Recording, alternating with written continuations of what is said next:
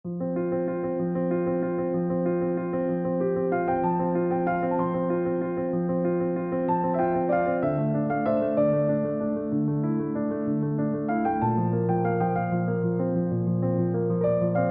বানাচ্ছিস? বানাচ্ছি নিরামিষ আলুর পরোটা। আজকে আটা মেখে রেখেছি।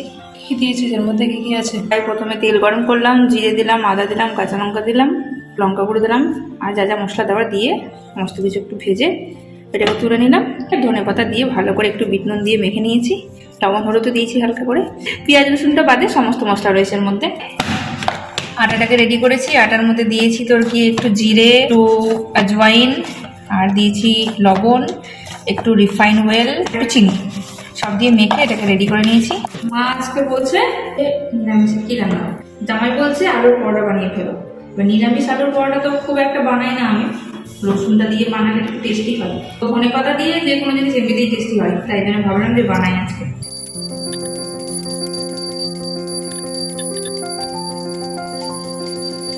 Good morning everyone, welcome back to the channel, to our new blog. আশা করি আপনারা সবাই খুব ভালো আছেন আর সুস্থ আছেন।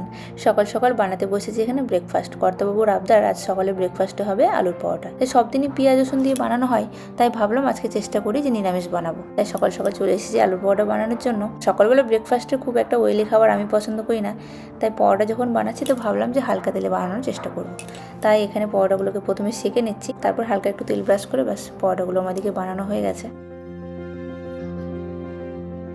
তার সাথে ভাবলাম একটু টমেটো চাটনি করব, তাই এখানে 4টে টমেটো কেটে আমি এদিকে চাটনি করছি। গুড় দিয়ে চাটনিটা বানাবো। A few moments later. চোখটা তোলে নি তো খাই গেছে। আর মাছের এই তো কাটি নিয়ে দাও মুখটা, অন্যদিন তো কেটে দেয় না না, টমেটো মুখ কাটে না। কাল রাতে হালকা একটু ঝরঝর মতো বাতাস মতো হয়েছিল। গাড়িতে তো কভার পরানো রয়েছে, তাই সকালবেলা ঘুম থেকে উঠেই বাড়িঘর একটু ক্লিন করে নিচে গিয়েছিলাম আমাদের আলটুকে দেখতে, যে দেখি সব ঠিকঠাক আছে কিনা।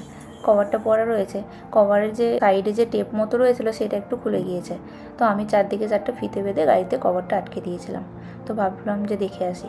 দেখতে গিয়ে দেখি সকালবেলা মাছ বিক্রি করতে এসছে। যে দাদাটা আমাদের মাছ দেয়, আজ সকালে ও ফোনও করেনি আর আসেও নি।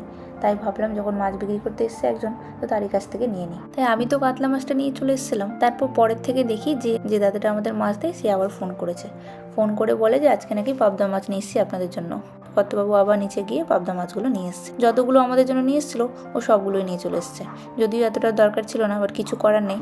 তাই আমাকে বলছে পাবদা মাছগুলো 2 ধরনের বানাবে, একটা পাবদা মাছের সর্ষে বাটা বানাবে আর একটা ফুলকপি দিয়ে ঝোল করে দেবে। তো ব্যাস সেটাই করবো। তারপর কাতলা মাছগুলোকে পেঁয়াজ দিয়ে কালিয়া মতো বানিয়ে দেবো।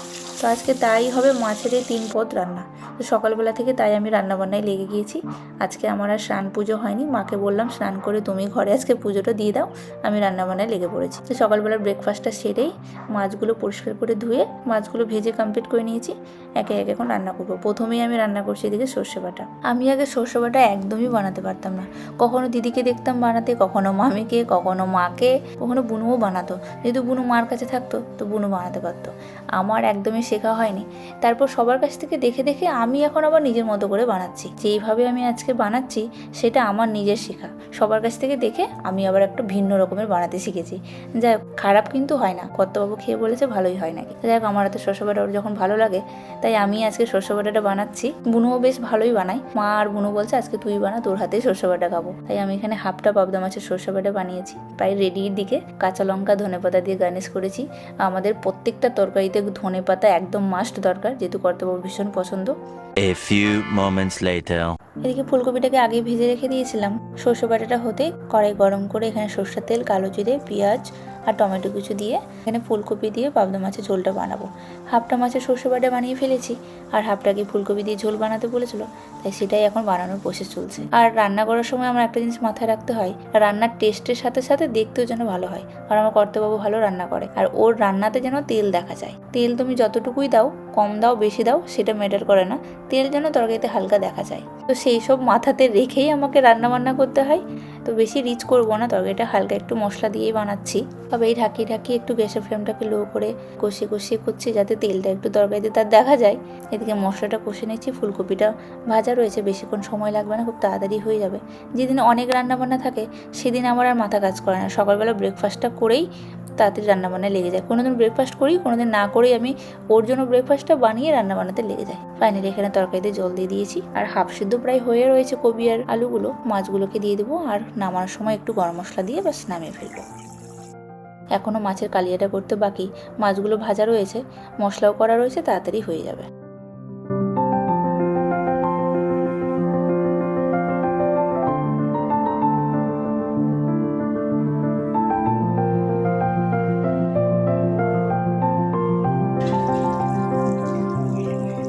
একটু গরম মশলা দিয়ে দিয়েছি, তার আবার খুব একটা গরম মশলার ফ্লেভারটা ভালো লাগে না, তাই গরম মশলা দেওয়ার পর আমি ওই 2 থেকে 3 মিনিটের মতো একটু ফুটিয়ে নিই, যাতে খুব একটা গন্ধ না লাগে। বাস সেদিকে পাবদা মাছের তরকারি আমার রেডি। দেখতে মোটামুটি লাগছে, জানি না তার কেমন লাগবে। ওই দুটো তরকারি করার পর বুনুকে বললাম, আমি দুটো বানিয়ে ফেলেছি, মাছের কালিয়াটা তোকেই বানাতে হবে। আর বুনু কিন্তু মাছের কালিয়া খুব সুন্দর বানায়, তাই শেষে সমস্ত কিছু ওকে জোগাড় করে দিয়েছি। মাছের কালিয়াটা আজকে বুনুই বানালো। পুজো করে তারপরে খেতে বসেছে। কালকে ভালোই বৃষ্টি পড়েছে, বৃষ্টি পড়ে পুরো গাছগুলো একদম সবুজ সবুজ হয়ে গেছে। এটা কি গাছ জানি না, মাছি দিয়েছে, ভালো লাগছে কিন্তু দেখতে। আর এটা কতটুকু ছোট ছিল, কত বড় হয়ে গেছে। তরকারি হয়ে গেছে, এবার ট্রান্সফার হবে এর মধ্যে, তাহলে মাছগুলো আবার ভেঙে যাবে।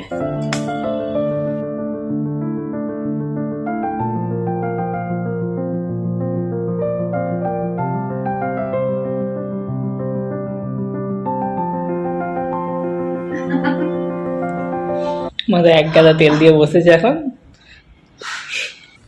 অনেক দিকে তেল দিইনি, মা এসে দিয়ে দিল।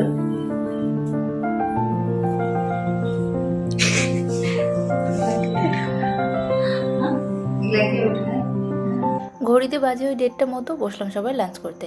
মুগ ডাল হয়েছে মাছের মাথা দিয়ে, মাছের কালিয়া, মাছের সর্ষে বাটা, আর ওই যে পাবদা মাছের ঝোল ফুলকপি দিয়ে, আর একটু করেছিলাম আলু ভাজা। বাস আজকে দুপুরের লাঞ্চ এটাই হয়েছে। তো সবাই মিলে বসলাম এখন লাঞ্চ করতে। খাওয়া দাওয়া করে ভেবেছি অনেক দিনের ভিডিওগুলো সব পড়ে রয়েছে, এডিট করা একদমই সময় হয়ে উঠছিল না, তো ভেবেছি খাওয়া দাওয়া করে আজকে এডিট করতে বসবো।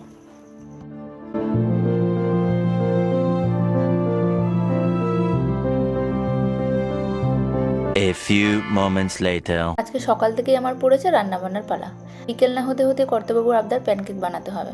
সবজি রাখার ঝুড়িতে গিয়ে দেখি যে একটু করে সমস্ত সবজি পড়ে রয়েছে, তাই ভাবলাম যাক হয়ে যাবে। তাই এখন সন্ধ্যাবেলা স্ন্যাক্স হবে প্যানকেক। তাই এখানে মা আরও অনেক দিনের ইচ্ছে ছিল যে আমার হাতের প্যানকেক খাবে, তাই সবার জন্য এখানে প্যানকেক বানাচ্ছি।